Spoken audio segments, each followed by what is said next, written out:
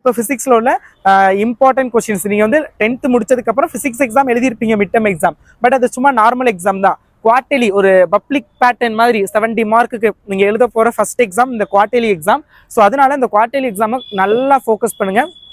நிறைய பேர் மிட் டர்ம்லேயே ஒரு நல்ல மார்க் எடுக்கணும்னு நினச்சி அதை டிஸ்ட்ராக்ஷன் ஆகி படிக்காமல் இருந்திருப்பீங்க. பட் இப்போ டிஸ்ட்ராக்ஷனே ஆகக்கூடாது.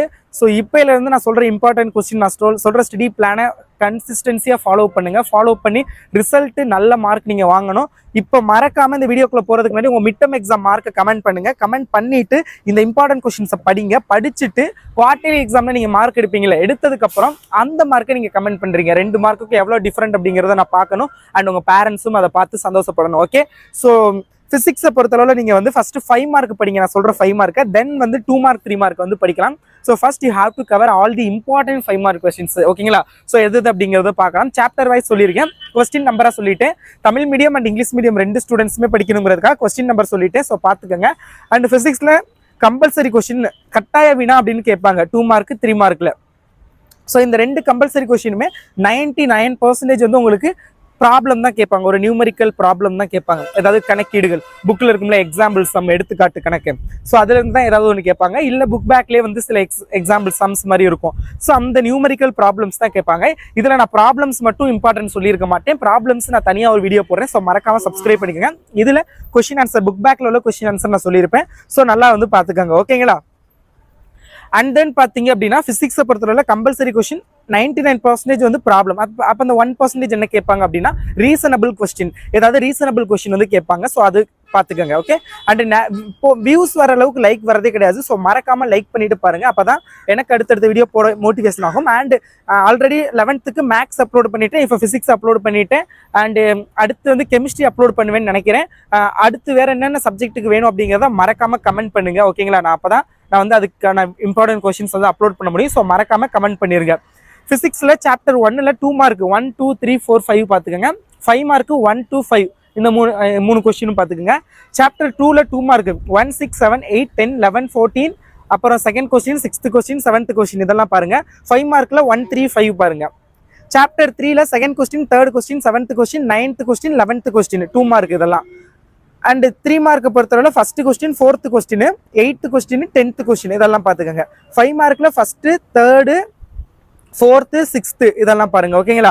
அண்ட் தென் சாப்டர் 4ல் 2 மார்க்கில் ஃபர்ஸ்ட், செகண்ட், 5th, 3 மார்க்கில் தேர்டு, அண்ட் 5 மார்க்கில் first, second, 4th. And chapter 5ல் 2 மார்க்கில் first, third, 5th, 6th, 7th, and 3 மார்க்கில் செகண்ட், 8th, 9th. சாப்டர் 5 மார்க்கில் first, third, 4th, 5th, 6th, 10th.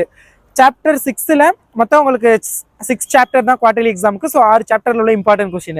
2 mark 2 4 6 7 8 10 11 13 14, 3 mark 6 12 13, 5 mark 4 5 6 9 11 12 14 15 இதெல்லாம் நல்லா பார்த்துக்கோங்க. So this is the important question for quarterly examination. So நல்லா prepare பண்ணுங்க. பக்கத்தில் உள்ளவங்க எப்படி படிக்கிறாங்க, அவங்க எத்தனை கொஸ்டின் படிச்சிருக்காங்க, ஐயோ அவங்க அத்தனை படிச்சிட்டாங்க நான் இத்தனை தான் படிக்கிறேன், அதெல்லாம் தேவையில்ல. ஏன்னா அவங்க 100 கொஸ்டின் படித்தாலும் அதை அவங்க பேப்பரில் தான் எழுத போகிறாங்க. ஸோ அதை வந்து கொஞ்சம் நல்லா மைண்டில் வச்சுக்கோங்க. நீங்கள் எவ்வளோ படிச்சிருக்கீங்க அப்படிங்கிறது தான் நமக்கு முக்கியம். So compare your self with yesterday your self. ஓகேங்களா? ஸோ இன்னைக்கு நீங்கள் எவ்வளோ படிச்சிருக்கீங்க அப்படிங்கிறத நேற்று நான் 4 கொஸ்டின் படிச்சிருந்தேன் இந்த சாப்டரில். இன்னைக்கு நான் 8 இல்லை 9 கொஸ்டின் படிச்சுட்டேன். அப்போ 5 கொஸ்டின் எக்ஸ்ட்ரா படிச்சிருக்கேன். ஸோ நான் நேற்றோட இன்னைக்கு பெட்டராக இருக்கேன். ஸோ அதுதான் எனக்கு தேவை.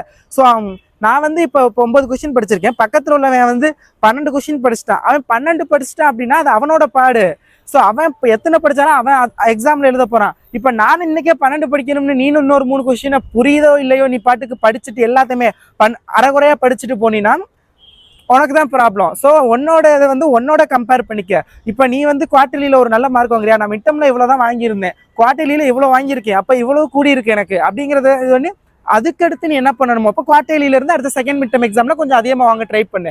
அடுத்து ஆஃப் இயர்லி அவன் இவ்வளோ வாங்கியிருக்கான அவனை தாண்டணும் அப்படின்னு பார்க்காத. ஓகேயா? ஏன்னா வந்து லைக் அவங்கவுங்க லைஃப் அவங்கவுங்க தான் பார்த்துக்கிறணும். ஸோ அதனால உங்களுக்கு வந்து உங்கள் செல்ஃபோட மட்டும் கம்பேர் பண்ணிக்கோங்க. டீச்சர்ஸ்லாம் கம்பேர் பண்ண தான் செய்வாங்க. ஸோ அவன் பாரு அவனும் உங்க கூட தான் கிளாஸில் இருக்கான், அவன் பாரு அவன் மட்டும் எப்படி 70க்கு 70 எடுத்தான், உன்னால ஒரு பாஸ் கூட பண்ண முடியல அப்படின்னு கேட்கலாம். பட் எல்லாரோட ஃபேமிலி சுச்சுவேஷன் வேற, எல்லாரோட மென்டல் ஸ்ட்ரெஸ் வேற. ஸோ ஒவ்வொருத்தவங்களுக்கும் ஒவ்வொருட மென்டாலிட்டி இருக்கும். ஸோ ஓகேங்களா, அவனுக்கு கிளாஸ் ஃபர்ஸ்ட் வாங்கணும்னு ஆசை இருக்கலாம், உனக்கு என்ன உன் ஊரில் நீ ஃபர்ஸ்ட் வாங்கணும், இல்லை ஒரு 400 மார்க்குக்கு மேலே எடுக்கணும், 500க்கு மேலே எடுக்கணும். ஸோ அதுதான் நமக்கு தேவை. ஸோ ஓகேங்களா, ஸோ அதனால் வந்து நீங்கள் யாரையுமே கம்பேர் பண்ணாதீங்க. டெய்லி உங்களால் எவ்வளோ படிக்க முடியுதோ அதை மட்டும் படிச்சுட்டு வாங்க. யாரையும் கம்பேர் பண்ணி உங்களை நீங்களே டிமோட்டிவேட் பண்ணிக்கிறாதீங்க. ஸோ உங்களுக்கு நீங்கள் தான் பெஸ்ட்டு. ஓகேங்களா, ஸோ அதை மைண்டில் வச்சுக்கிட்டு நல்லா படிங்க. இதில் உள்ள எல்லா கொஸ்டினுமே நல்லா படிங்க. அண்ட் ஸோ அதை வந்து கொஞ்சம் நல்லா மைண்டில் வச்சுக்கோங்க. நீங்கள் எவ்வளோ படிச்சிருக்கீங்க அப்படிங்கிறது தான் நமக்கு முக்கியம். So compare your self with yesterday your self. ஓகேங்களா, ஸோ இன்னைக்கு நீங்கள் எவ்வளோ படிச்சிருக்கீங்க அப்படிங்கிறத நேற்று நீங்கள் நேற்று நான் 4 கொஸ்டின் படிச்சிருந்தேன் இந்த சாப்டரில், இன்னைக்கு நான் 8 இல்லை 9 கொஸ்டின் படிச்சுட்டேன். அப்போ நான் 5 கொஸ்டின் எக்ஸ்ட்ரா படிச்சிருக்கேன். ஸோ நான் நேற்றோட இன்னைக்கு பெட்டராக இருக்கேன். ஸோ அதுதான் எனக்கு தேவை. ஸோ நான் வந்து இப்போ 9 கொஸ்டின் படிச்சிருக்கேன், பக்கத்தில் உள்ளவன் வந்து 12 கொஸ்டின் படிச்சுட்டான். அவன் 12 படிச்சுட்டான் அப்படின்னா அது அவனோட பாடு. ஸோ அவன் இப்போ எத்தனை படிச்சாலும் அவன் எக்ஸாமில் எழுத போகிறான். இப்போ நான் இன்னைக்கே 12 படிக்கணும்னு நீனும் இன்னொரு 3 கொஸ்டினை புரியுதோ இல்லையோ நீ பாட்டுக்கு படிச்சுட்டு எல்லாத்தையுமே அரைகுறையாக படிச்சுட்டு போனீன்னா உனக்கு தான் ப்ராப்ளம். ஸோ உன்னோட இதை வந்து உன்னோட கம்பேர் பண்ணிக்க. இப்போ நீ வந்து குவார்டர்லியில் ஒரு நல்ல மார்க் வாங்குறியா, நான் மிட்டமில் இவ்வளோ தான் வாங்கியிருந்தேன், குவார்டர்லியில் இவ்வளோ வாங்கியிருக்கேன், அப்போ இவ்வளோ கூடி இருக்கு எனக்கு அப்படிங்கிறது இது வந்து அதுக்கடுத்து நீ என்ன பண்ணணுமோ அப்போ குவார்டர்லியிலேருந்து அடுத்த செகண்ட் மிட்டம் எக்ஸாமில் கொஞ்சம் அதிகமாக வாங்க ட்ரை பண்ணு. அடுத்து ஆஃப் இயர்லி அவன் இவ்வளோ வாங்கியிருக்கான அவனை தாண்டணும் அப்படின்னு பார்க்காத. ஓகேயா, ஏன்னா வந்து லைக் அவங்கவுங்க லைஃப் அவங்கவுங்க தான் பார்த்துக்கிறணும். ஸோ அதனால உங்களுக்கு வந்து உங்கள் செல்ஃபோட மட்டும் கம்பேர் பண்ணிக்கோங்க. டீச்சர்ஸ்லாம் கம்பேர் பண்ண தான் செய்வாங்க.